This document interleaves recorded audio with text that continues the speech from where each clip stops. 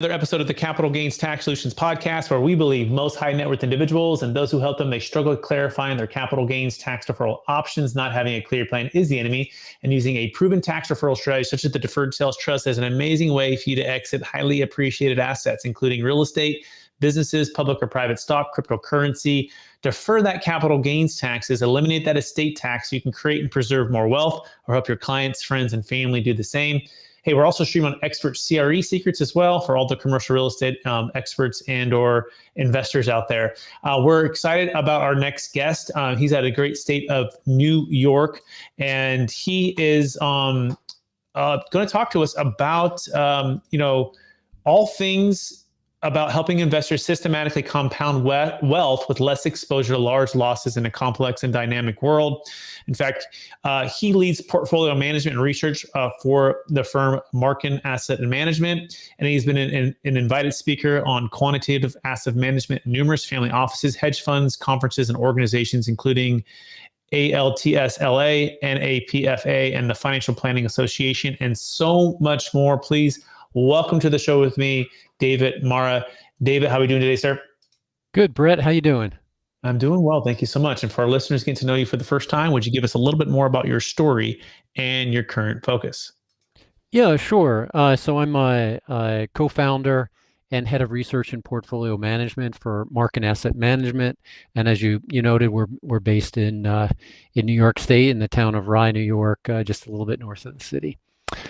We focus on, as you mentioned, compounding wealth with less exposure to large loss and less exposure to taxable gains.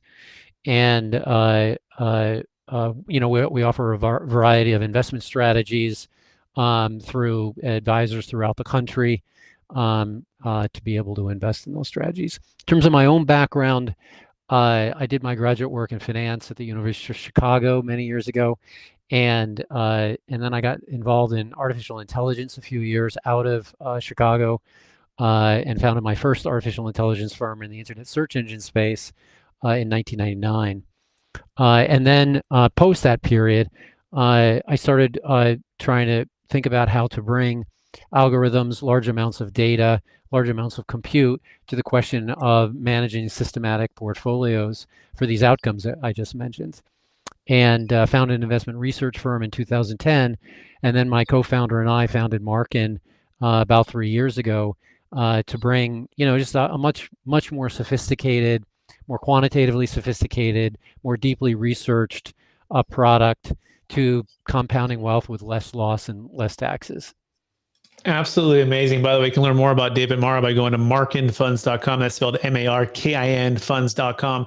And David, before we dive into the topic at hand, which is investing in next wave of AI stocks, I want to take one other step back. I believe we've all been given certain gifts in this life, and these gifts have been given to us to be a blessing and help to others.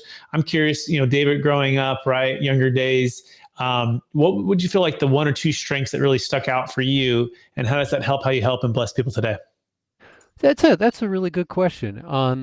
I would definitely say, from a very young age, I was a math and science student. I loved math. I loved science. I took to those things, and that led to coding and those other experiences I mentioned. So that's one thing, an interest in it. I was always the kid who was happy to go to school and eager to learn more, and that kind of thing, and particularly in those areas. The other thing I would say was just hard work. I grew up in a family that really, really valued hard work and believed that you got ahead with what other gifts you were given by working extraordinarily hard. And that's the other thing. All my life, I've worked hard and look forward to try to build on what I've succeeded at and also failed at, to try to go to the next level. Amazing. With that in mind, hard work and the hunger for learning, especially math and science, let's dive into investing in the next wave of AI stocks. So David, what's the number one secret when it comes to investing in the next wave of AI stocks? So what we think is there's AI stocks and then there's investing in the AI phenomenon. And what we think is that if you look at the stocks we had the run up a few months ago in the stocks like Nvidia and Google and Microsoft and other firms that really are on the cutting edge of creating the infrastructure in terms of chips, in terms of data centers and compute um, that power this next generation of generative AI algorithms. And those stocks have had a huge run up, right? And there's a dozen of them or so that are really deeply tied to the plumbing. They make the pipes and the plumbing of artificial intelligence. It just can't happen without the chips and without the compute, the data centers, et cetera. Um, but a lot of that growth now is already priced in. The market's figured out where AI is going. A lot of that growth is priced in. I'm not saying it's all priced in, but a lot of it is. I think, an investor is really looking for alpha, something that gives them a better return relative to the unit of risk that they're taking. And I think the alpha opportunity is outside of those stocks primarily, in the wave of stocks that are now implementing AI in their businesses. So if you look at the Russell, 1000, you can identify 50 to 100 stocks, which is what we've done, that are going to benefit the most from the current generation of generative AI. And they're going to benefit by that through higher earnings per share, which is going to come either through faster growth rate on the sales side and or more productivity from their people, less need for people, cost reduction on their cost side. And we think there's just a tremendous amount of opportunity for certain firms, which just given their structure, given the types of jobs that they employ people at, the type of tasks those people do, and the volume of those tasks and jobs kind of multiply by each other. And when you look at that and you do that analysis, we've developed an investment strategy that's the next wave of artificial intelligence. Meaning, these are not firms. This is cross sector. These are not firms that are in just the tech sector. They're in every sector. In fact, we made our strategy sector neutral. And this is what who's Google is selling to. This is who Nvidia is selling to. The people who are going to use these chips to drive their earnings. So we think that's the next biggest potential because so much is already priced in the stocks that make the underlying infrastructure. Okay, so I think that's a key distinction here. So it sounds like AI stocks versus investing in AI phenomena is the first thing to understand. It's kind of those categories. But then you're diving into the businesses that are going to be implementing the AI to drive their earnings, drive their productivity, drive everything to make them more efficient in what they're already been doing at a higher productivity. And that's what you're most excited about. So it's like, hey, what are those top 100 companies that we believe that if they implemented AI to the way it could be implemented would make the biggest return on investment for investors? Is that a fair summary? Yep. Yeah, that's a great summary. That's exactly it. Excellent. So what would you say is the number two secret to investing in the next wave of AI stocks? So I think on the AI component, I think we need to be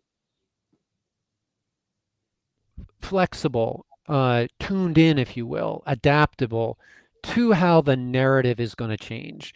So it's a rapidly evolving technology at a very early stage. I mean, I was involved with this stuff going back to early 2000s, right, as I mentioned.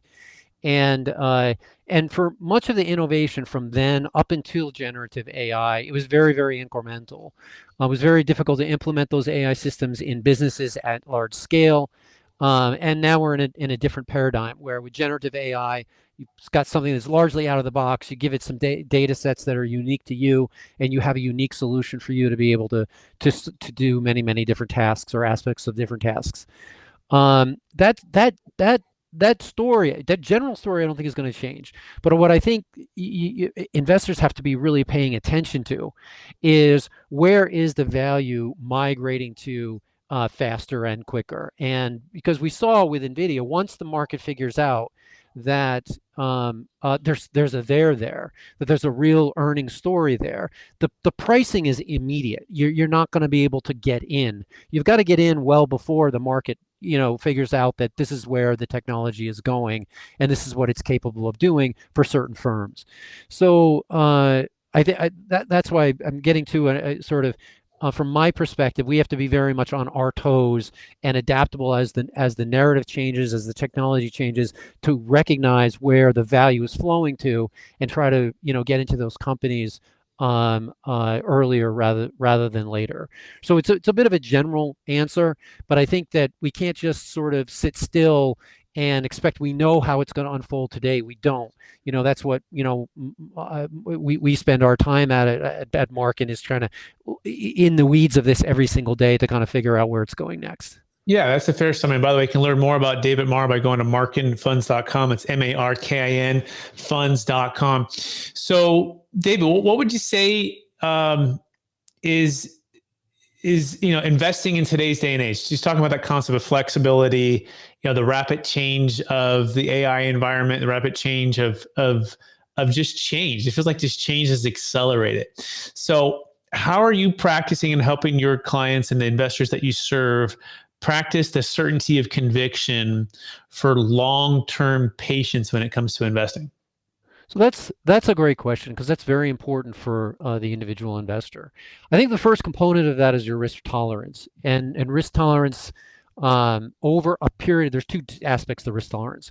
What is your risk tolerance over a period of time, and to the degree of which you can suffer loss? Right. This is very important to get your risk preference right, because you don't want to be switching up your mutual funds, your investment strategies, your professionally managed investment strategies, or your own individual strategies in the middle of something that was sort of predictable in terms of it's part of the tail of the curve, and given the riskiness that you're taking, you're in that left-hand tail, that loss tail. You don't want to be switching up your strategy then, because you're probably selling at the wrong time or buying at the wrong time, right?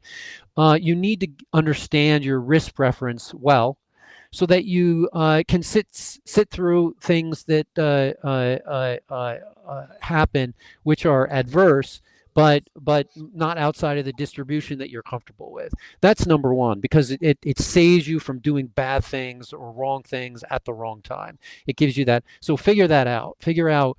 And people have different time frames for different buckets of money. For example, if you're saving for a house, you need to be largely in cash or cash-like instruments if you're going to buy that house over the next 2, 3, 4, 5 years, right? Because markets can be in very different places over short time periods, and you're going to need that cash to buy that house.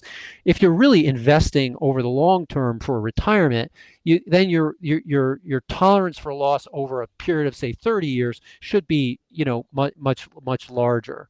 But get that risk preference right. That would be my first piece of advice. Okay, very similar. Yeah, risk preference has got to be dialed in, and you got to have clarity on where you're going and what season of life you're in, and or what the changes of what could be happening that could affect that area of investing. So, where do you see the future of AI, David? I mean, we've seen so much change just in the past 6 to 12 months now. What is your anticipation for companies, for businesses, for new companies that are launching? What's just your general sense of where we're going to be in the next 6 to 12 months, or the next 3 to 5 years? Yeah, I think that the technology story is very strong, and that technology is really driving the economy, right? And that's increasingly so. It has been true. It's increasingly true. And there's goods and bads to that, right? The bad of that is just investing in the tech sector will just give you a huge amount of concentration, particularly if you do it as a market cap weighted, like ETF type of investing. You're just going to have huge concentration in 6 stocks, 7 stocks, right? That's not enough diversification for a lot of reasons, right? If you want more diversification, I think most people probably should want that. You're going to have to diversify. That's why, the theme that we talked about earlier, investing in the companies across industries that are going to benefit from AI, is another much more diversified play on artificial intelligence, and the technology change that's coming about from that. Yeah, I mean, maybe I'll stop there and take Yeah, that's take good. I another mean, maybe question. you give an example, like maybe bring this to life, right? Like maybe it's like for example, it could be Tesla and automation of the big trucks that we've been hearing about, right? That's going to be driving themselves across the country for all the transfer of all the stuff from Amazon. That's going to be delivering, packages with the drones and AI. I mean, can you give us like a practical example of what you mean by this, and maybe one that you think that most people wouldn't even think about, right? I mean, we know automation of cars, but what kind of comes to mind when it comes to this? Absolutely. So one that probably a lot of people don't think about is farming. Uh, Farming is agribusiness, agriculture, huge business globally, very investable. And farming is about predicting weather, predicting how different crops are going to perform better given soil conditions, which can be determined from satellites and other on the ground methods. So you have all these sensors. You have satellite sensors for weather and ground. You have local sensors in the ground telling you what the nutrients are, what the carbon level is, etc. And when we merge all this data, we can better process it through artificial intelligence to get better yields from farmland, more optimal yields from farmland, and do it in a very dynamic way that's responsive to what the predicted conditions of weather are going to be, even a year from now. I mean, there are companies out there now that are selling artificial intelligence-based forecasts to farmers that are a year out, right? So that you actually have time to change the crop. In addition to all the other factors that go into optimizing yields. These is just one example of something that we don't hear about every day. Another example would be banks. Banks have lots of people in them today that do knowledge worker like tasks, which are data based, about assessing risks, all the kinds of risks that banks are lending to. You and me for our credit cards, all kinds of businesses, right? And they want to understand, if can they optimize, not only reduce the number of manual work, but more quickly and more accurately assess the risk of all the people they're lending to, not only just when they lend, but over time as that relationship develops. If they can do all of this stuff in real time using all this data that's out there, they can avoid loss. They can increase their earnings. They can reduce the amount of manual work. They can also increase their earnings. All this stuff falls to earnings. That's another kind of thing that it's kind of in the back office, people don't think about, but these are huge drivers of huge industries. Very well said. And so it sounds like the more automation of data analysis that can practically make a difference to the bottom line earnings, the more you can increase the earnings or increase the profits, right? So farming was key because there's a lot of moving parts and a lot of things that are not, you're trying to predict like the weather and the soil conditions and the satellite and the local. And then you have like banks as well, being able to assess the data and make real-time decisions that are timely, that increases the bottom line. Is that a fair summary? Yep, that's exactly it. Excellent. So are you ready to now shift a little bit into capital gains tax and ways to maybe try to solve some of these things? Let's start with this, David. If you are you ready for that? Yeah, absolutely. All right. So what would you say is the biggest frustration when it comes to, capital gains tax exit planning, for whether it be public or private stocks, crypto, real estate? Maybe it's the 1031 exchange that it forces people to go into the like kind of investment real estate, and too much debt, not enough liquidity, not enough diversification. What's been some of the biggest challenges you've seen with exit planning? And perhaps let's talk about a couple solutions that might be someone might consider. Yeah, sure. So I'll talk about because their tax is extraordinarily complex. There are a lot of different dimensions to it. You mentioned your list was actually a very good list of the different parts of it that people think about for optimizing. We're focused on one narrow part, right? We manage liquid equity, bond, commodity investments, and we're focused on how can we make the taxable gains to those liquid investments minimize them, right? So just on that question, because that's the only thing I really know about, because that's what we focus on. What the problem is that you can invest in a great investment fund, but in a good year, and I'm thinking, just your plain Jane mutual funds, right? That you may be invested in your taxable accounts I'm talking about, and we've been through a few years. I can think of the year before last was a very good year. And a lot of funds during that year, for the tax brackets that we deal with in our business, basically your bill on your gains was 100 basis points. That's 1%, right around 1% it was.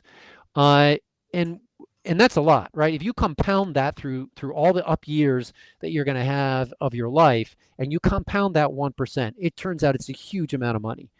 So what we want to do is, particularly on your average gains per year, about 6% per year, right? So it's 1/6 of your gains. That's a kind of a penalty. So what we do is we take an algorithmic approach, as we do with everything, right? Which is to try to minimize the exposure to taxes, right? But you need to do so with two minds, right? One is I want to minimize my taxes, but the other is I also want to maximize my return. And these are always in conflict with each other, right? They always are. It's a trade-off. So this is where algorithms become useful, because you want to minimize the trade-off, not changing your investment strategy so much that you reduce your return potential. But you might want to reduce it just a little bit algorithmically so that you can reduce the taxes a lot, right? This is the tension between these two factors. So that's what we take. We take an algorithmic approach. We have just so that the investment strategy on average has a very low exposure to taxable gains. And then there are a bunch of things, trading strategies that we use underneath the hood to be able to operationalize that. But it starts with algorithmically determining the sweet spot between pursuing aggressive gains and reducing taxes. Okay, that was awesome. Rewind that and go back. But the key is hire the who, don't be the how, and find someone like David who is detailed. And it sounds like it's a micro approach, right? A micro approach with just the 1%, but added up over time with an algorithm and a system and a process and a strategy that's going to get you these smaller wins. Is that a fair summary? What you're saying, David? Yeah. I'm not sure what you meant by micro approach, but just to put numbers to it, right? If you can get that 1% per year of taxable gains down to 15 basis points, right? 1/7 of that. Um, uh, uh, you're compounding your wealth now with almost no, not no, because it's 15 basis points, but with very little consideration of taxes with it. And that's the kind of thing that essentially we try to do for our strategies and for our clients. Excellent. So it sounds like it's not necessarily small in the sense that it is very detailed, but a better way to say it would be it's like 15 basis points on average is what you're versus 100, say. Versus 100, right? Exactly. So you have that window. Yeah, that's great. What about when it comes to you bought Tesla or you bought Apple at a very low price point, and the stock has shot up, and it's multiple $1 million of gains, and you're going, man, I'd love to sell this thing and diversify, take some gains, or real estate or a business, right? But you're stuck with huge capital gains taxes. What do you say to people who call you and be like, look, I got 10 million of Apple stock, David, that I bought 30 years ago, and my basis is $175,000. Like, what kind of conversation do you have with there? So we have those discussions with clients, and usually it's a let the air out of the balloon slowly type of approach. It's all contingent upon people's objectives and where they are in life and their risk tolerance. All these other factors come into it. But broadly speaking, you got to let the air out of the bubble there, because you're under diversified. You're probably moving into a stage of life where you got a huge amount of gains there, and either you don't believe in that stock anymore, the conditions have changed, or you just need to start to take income and you need to diversify, different stage of life, these kind of things. These factors come in. But so let the air out of the balloon slowly. I think, and that means put it into things that are gonna be more tax efficient, like I was talking about earlier, right? That are going to trade in a more tax efficient way with less taxable exposure. The other piece of advice I'd have is don't get yourself in that situation, right? Which is a real investment strategy, the kind of stuff that we do every day, is constantly trading. Not necessarily every day it's trading, but it trades frequently so that you don't get a buildup in just one part of your portfolio that's just massive over 10 years or 15 years or longer. That just becomes a taxable problem that is difficult to deal with, and really only taking the air out of the balloon slowly, if you've got the luxury of slowly, is the best way to do that. I mean, there are other advice that a tax accountant would give you, but from the investment management perspective, it's don't get yourself into these situations. Invest in a tax smart, we call it tax intelligent way, that prevents these gains from building up and adjusts portfolios at a regular interval.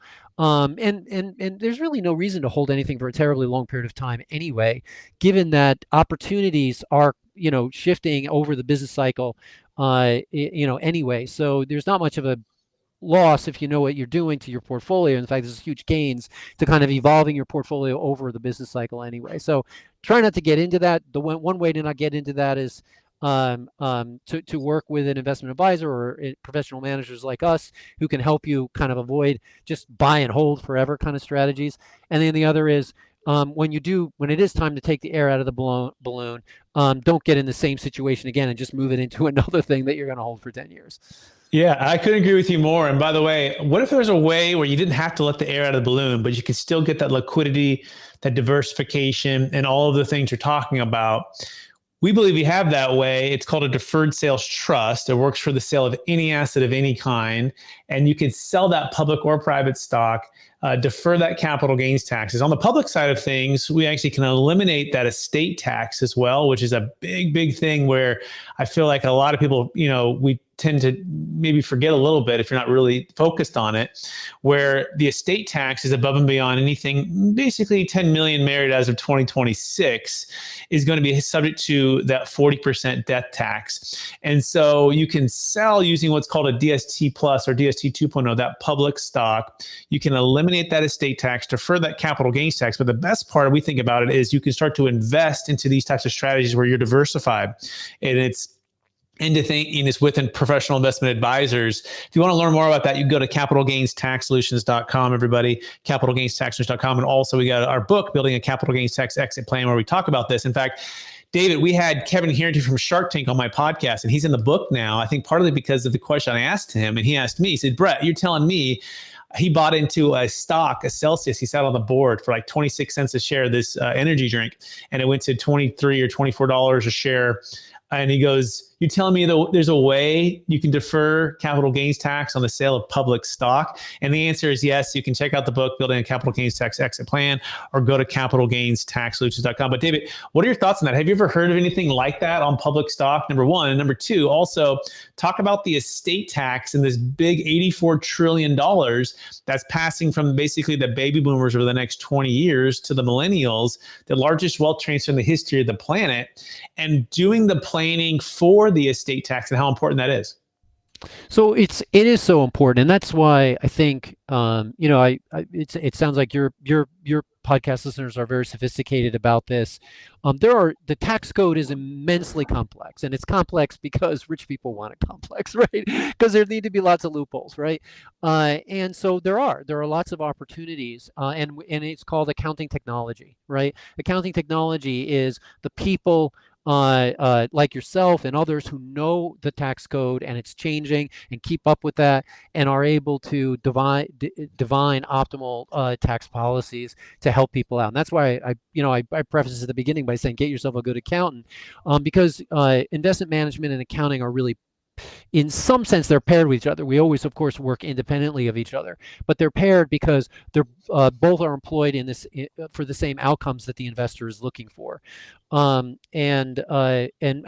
therefore you kind of I stick to what I know, and what I know is I know how to maximize diversification and reduce that exposure to taxes and help that wealth compound faster. And then there's all this accounting technology out there that can take that as raw meat, because that's what you really need. You don't really want to have all the gains to begin with, but can also then do something with that really helps the investor out from that perspective. So Yeah, could agree with you more. Could agree with you more. And by the way, that's what we call it, building a capital gains tax exit plan. And part of that is building a capital gains tax exit team. And that team involves the investment professional, financial advisor, money manager, the top CPA, the tax strategist, the real estate professional, or places to diversify there, invest with. And you build this team like a family office approach, right? Where each of us has and I call it the Roman legion with the shield and the spear. Each of us has that, clients in the middle, and we're serving at a high level with our expertise. And you're right. Hopefully it's collaborating and it's talking to one another, right? So that these high net worth individuals have this family office approach, and they're not just relying on just the CPA who's the generalist, or just the investment advisor who's not maybe as in tune with the accounting technology that you're talking about. All of that is exactly what we focus on. So that being said, David, are you ready for the lightning round? Absolutely. Go ahead. All right. Knowing what you know now, if you could go back to your 25-year-old self, what's the one golden nugget and make sure to tell yourself to do? To get the best education I could with among people who are passionate about getting that same education. Excellent. Great answer. Second question. What's the number one book you've recommended or gifted the most in the past year? It's right behind me here. Right there. Work by James Sussman. I believe he's an Oxford University professor. It's the history of work starting about 200,000 years ago. So comparing our early ancestors, Homo sapien ancestors, the very earliest Homo sapien ancestors we have, to what they did every day for work and how much time they spent on work versus what we do today. And quick takeaway from this book is it's a fantastic journey through history from that time period up to the present. And one of the takeaways is the 200,000-year-old man probably did much less work than we do today. Good for them. They found out the passive lifestyle earlier. Question number 3, what are you most curious about right now?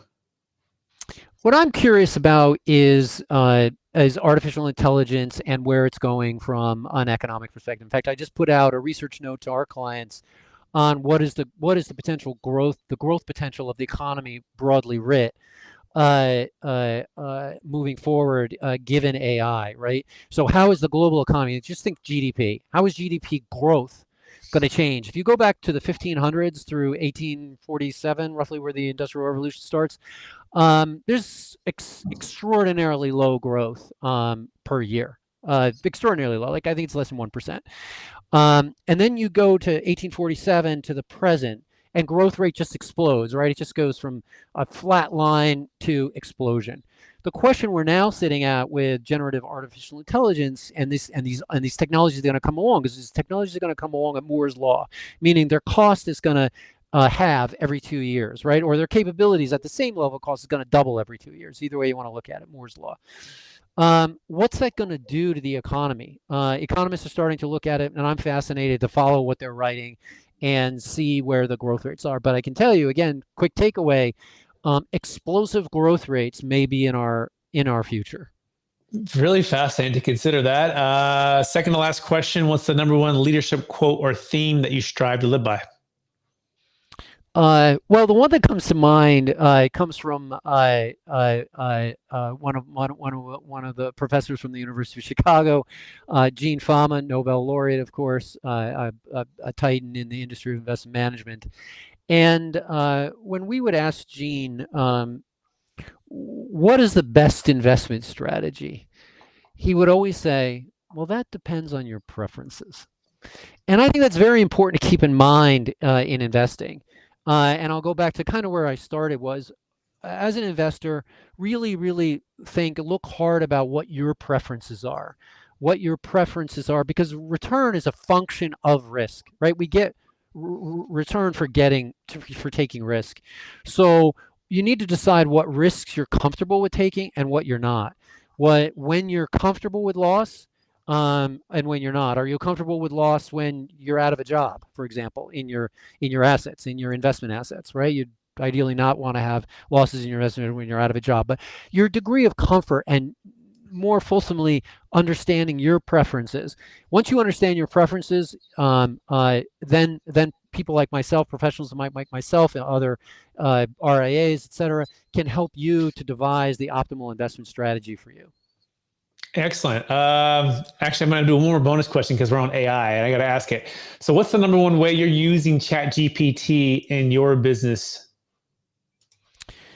So that's a good question. I mean, in our business, in terms of how we invest, we're on a heavily machine learning and artificial intelligence structure, infrastructure, a compute structure, data structure that we built. It's proprietary to us. We use all these tools that are out there available. But we've built an investment management process on top of huge amounts of compute data and AI and machine learning algorithms. So we use that every day. I mean, that's how we make investment decisions. We're a quantitative investor, and we use all of that stuff, we'll loosely call it AI, to make investment decisions about what to buy and sell every single day. It's central to what we do. Excellent. And last question, after all your success, David, helping somebody who you've helped clarify their investment strategy, their investment thesis, and then taking the right amount of risk to get the right amount of return, unlock freedom, and help people with their capital, what would you say is the number one way that you stay centered in your values and stay encouraged to charge forward and reach even higher heights?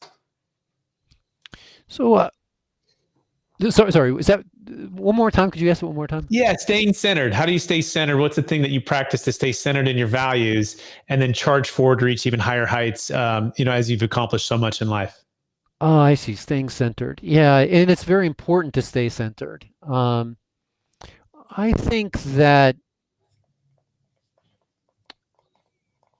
I was at a family gathering a few months ago, and something along these lines came up, and I think at the time I said that we're all on a journey through life, and we're going to change through that journey through life. And a lot of that change, some of that change will come from within us, but a lot of that change will come from our interactions with people around us, the people we meet, the people we work with, the people who are our clients, the people who we are clients to, etc.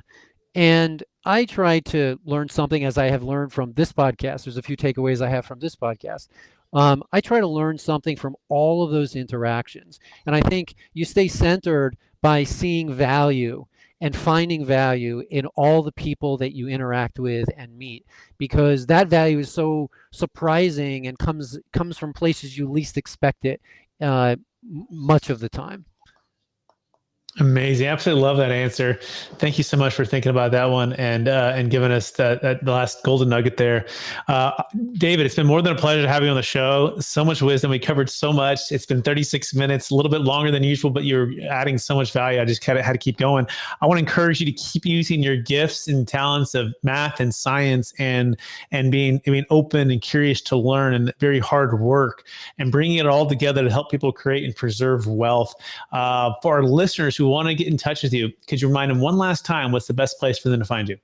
Sure. So we're gonna do a web page for your listeners, a nice place for them to land and listen to your podcast again if they like, and get a few nuggets from me, including some materials which may help them to be able to invest, but also to learn more about us.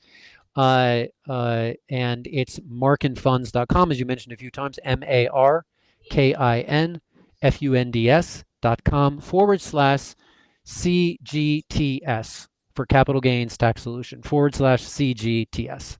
Amazing. Thank you so much, David. And I also want to thank our listeners for listening to another episode of the Capital Gains Tax Solutions podcast, also stream on Expert CRE Secrets podcast, where we believe most high net worth individuals and those who help them, they struggle with clarifying their capital gains tax deferral options. Not having a clear plan is the enemy, and using a proven tax deferral strategy such as the deferred sales trust is an amazing way for you to exit highly appreciated public or private stocks, cryptocurrency, businesses, real estate, save a 1031 exchange, eliminate the estate tax. I know that's a lot. So you can create and preserve more wealth or help your clients, friends, and family do the same. Hey, check out the book. We have Building a Capital Gains Tax Exit Plan. Kevin Harrington from Shark Tank's in the book. It hit #1 bestseller. It's on Amazon right now. And we call it the proven playbook for unlocking your ideal wealth plan for when selling assets of any kind for yourself or for your clients. Start planning today and then start building a dream team like a David to serve as the investment advisor for your funds and for your capital. So appreciate everyone out there. Please rate, review, subscribe, and share this with someone that can make